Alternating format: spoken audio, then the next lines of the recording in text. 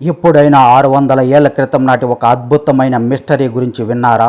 చిత్తూరు జిల్లా కొండల్లో దాగి ఉన్న ఒక రోమాలు నిక్కబొడుచుకునే ఇతిహాసాన్ని ఇప్పుడు మనం ఈ కథనంలో తెలుసుకుందాం. ఇది మామూలు చరిత్ర కాదు.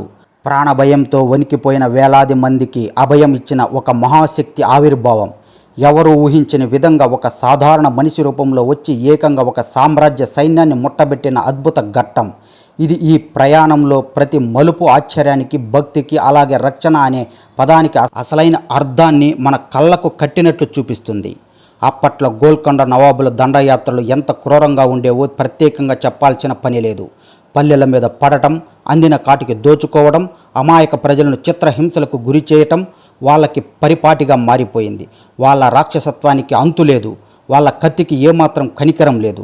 ఆ మరణకాండ నుంచి తమ కుటుంబాలను కాపాడుకోవడం కోసం నిస్సహాయులను ఆ గ్రామాల ప్రజలు తమ ఇళ్లను వదిలిపెట్టి కట్టుబట్టలతో ప్రాణాలను అరిచేతిలో పెట్టుకుని సమీపంలోని ఎత్తైన దట్టమైన బోయకొండ అడవుల్లోకి కన్నీళ్లతో పారిపోయారు. ప్రాణభయంతో పరుగులు తీసిన ఆ అభాగ్యులకు ఆ బోయకొండలో ఒక పెద్ద సురక్షితమైన కోటలాగా, ఒక తల్లి ఒడిలాగా ఆశ్రయం ఇచ్చాయి.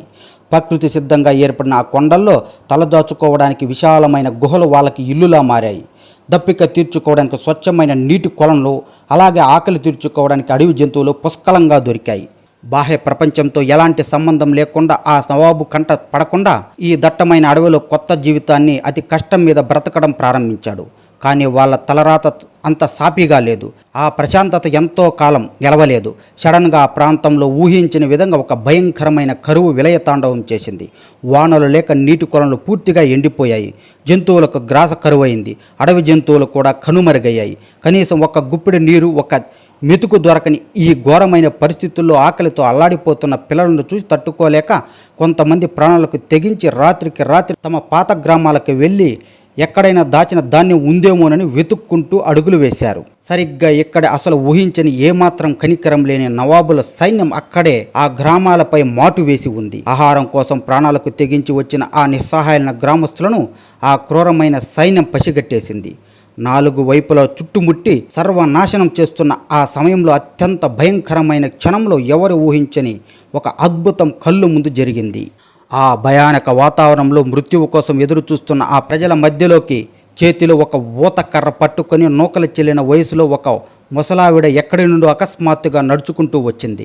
ఎంతో ప్రశాంతంగా గంభీరమైన స్వరంతో, నేనున్నాను, మిమ్మల్ని రక్షిస్తాను అని అభయమిచ్చింది. వందలాది మంది సైన్యాన్ని ఎదిరించలేక యువకులే చేతులెత్తేసిన ఆ సమయంలో ఈ వృద్ధురాలు యువకుల కంటికి ఒక పిచ్చిదానిలా కనిపించింది. అవహేళన చేసి ఆమెను గేలి చేస్తూ పక్కకు నెట్టేశారు. కింద పడ్డ ఆ ముసలావిడ అస్సలు కోపగించుకోలేదు. చిరునవ్వు నవ్వి, నేను అడవిలో ఎక్కడికి పోగలను, మీతోనే ఉంటాను, నాకు కాస్త భోజనం పెట్టండి అని అడిగింది.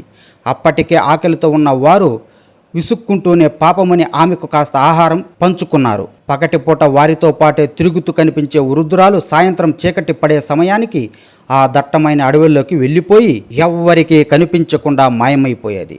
ప్రతిరోజు ఇలాగే జరుగుతూ ఉండటంతో ఈవిడెవరు అనే భయాందోళనలో కూడిన తీవ్రమైన ఆసక్తి మొదలైంది. ఒకరోజు రాత్రి ఆ యువకులు ఆమె వెళ్తున్న దారిలో 4 దిక్కులా విడిపోయి రహస్యంగా వెంబడించారు. దట్టమైన చీకటిలో అలా కొండలపై భాగానికి చేరుకున్న వారికి అక్కడ నిలువెత్తు ఉయ్యాల బండ దగ్గర ఒక కళ్ళు చెదిరే దివ్యమైన వెలుగు కనిపించింది.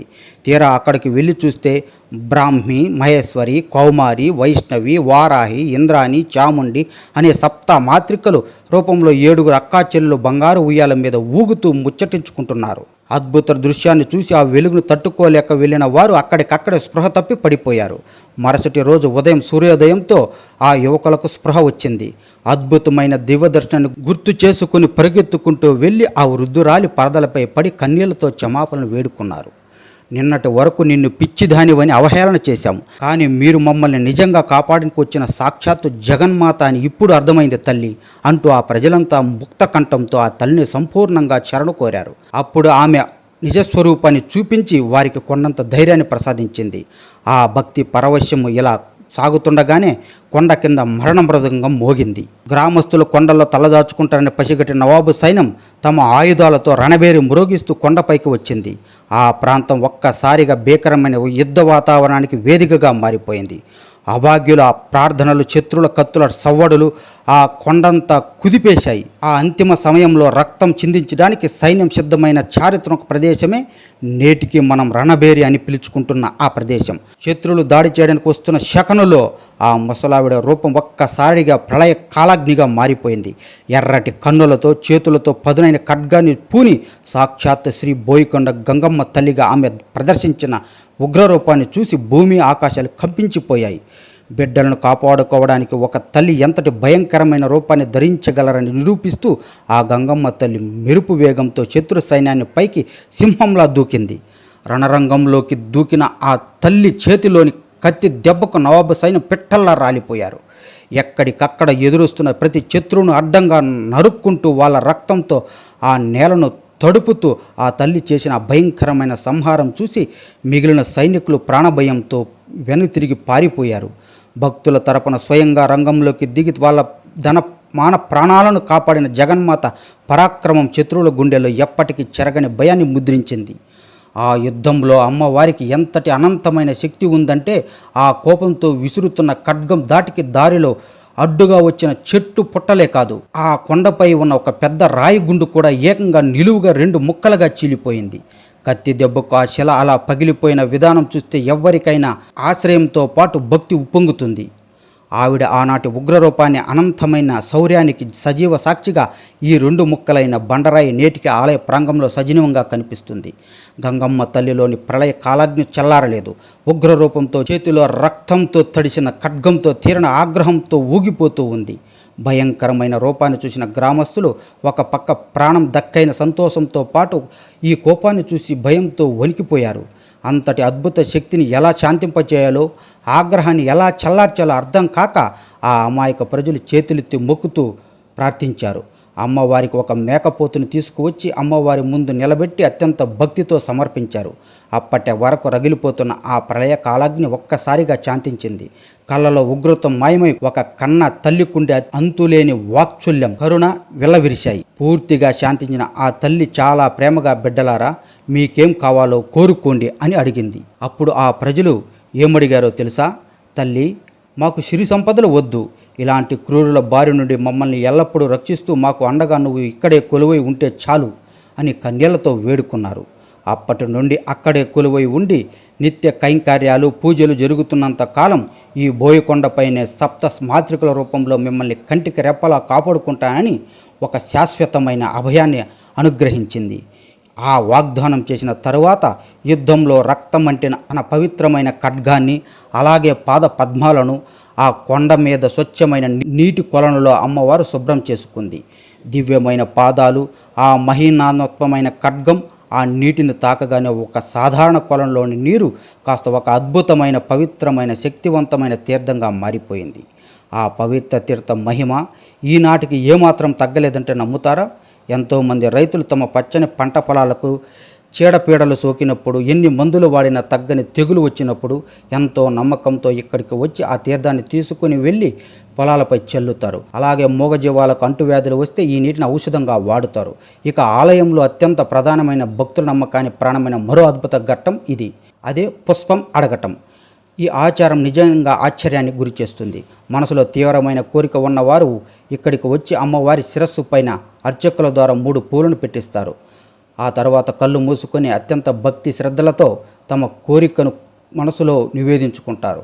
ఆ పువ్వుల ద్వారా అమ్మవారు ఇచ్చే తీర్పు చాలా క్లియర్గా ఉంటుంది అని విశ్వాసం. 3 పూలలో ఏదైనా ఒకటి కుడివైపు పడిందనుకోండి, ఆ కోరిక 100% వెంటనే నెరవేరుతుందని అర్థం. ఒకవేళ మధ్యలో పడితే ఆ పని జరుగుతుంది కానీ కాస్త ఆలస్యం అవుతుందని అర్థం. ఎడమవైపు పడితే ఆ కోరిక నెరవేరదని ప్రజల నమ్మకం. ఈ పుష్పవాక్కు కోరికలు నెరవేరిన వారు వేలాదిగా ఉన్నారు. ఈ అద్భుతమైన మహిమలు, ఆ తల్లి కరుణ గురించి కేవలం చిత్తూరు జిల్లాకే పరిమితం కాలేదు, సరిహద్దులు దాటి వ్యాపించిన ఈ నమ్మకం ఎలాంటిదంటే ఇక్కడికి వచ్చే భక్తుల 70% మంది కేవలం మన పక్క రాష్ట్రమైన కర్ణాటక నుండే వస్తుంటారు. ప్రతిరోజు వందలాది కిలోమీటర్లు ప్రయాణించి గంటల తరబడి క్యూలు నిలబడి అమ్మవారి ఆశీస్సుల కోసం, ఆ పుష్పవాక్కు కోసం పరితపిస్తుంటారు.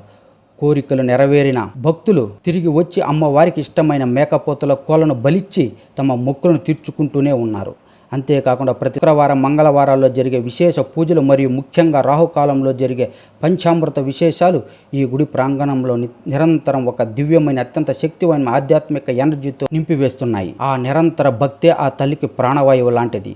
ఒకప్పుడు కరువుతో శత్రువుల దాడిలోని సర్వనాశనం అంచున నిలబడ్డ ఒక చిన్న సమూహానికి ఒక ముసలావిడ రూపంలో అభయం ఇచ్చి ఆ బోయకొండ గంగమ్మ తల్లి ఇతిహాసం వింటుంటే దశాబ్దాలు గడిచిన తరాలు మారిన ఆ సప్తమాత్రికల శక్తి మాత్రం ఆ బండరాల మీద అలా సజీవంగానే ఉంటూ కోరిన కోరికలు తీర్చే కల్పవల్లిగా కోట్లాది మంది భక్తులకు ఒక శాశ్వతమైన చెరగని రక్షక కవచంగా నేటికి అత్యంత వైభవంగా వెలుగొందుతూనే ఉంది. ఈ మహోన్నతమైన కథను అంతా విన్న తరువాత మన మదిలో ఒక లోతైన ఆలోచన ఖచ్చితంగా నాటుకోవాలి. ఆపదలో ఉన్న వాళ్ళని ఆదుకోవడానికి ఆనాటి ఆ జగన్మాత ఒక సామాన్యమైన రూపం ఎలాగైతే వచ్చిందో నిజ జీవితంలో కూడా కష్టాల్లో ఉన్న వారి నిస్సహాయులకు సాయం చేసే ప్రతి మనిషిలోనూ ఆ దైవత్వమే ఉట్టిపడుతుంది.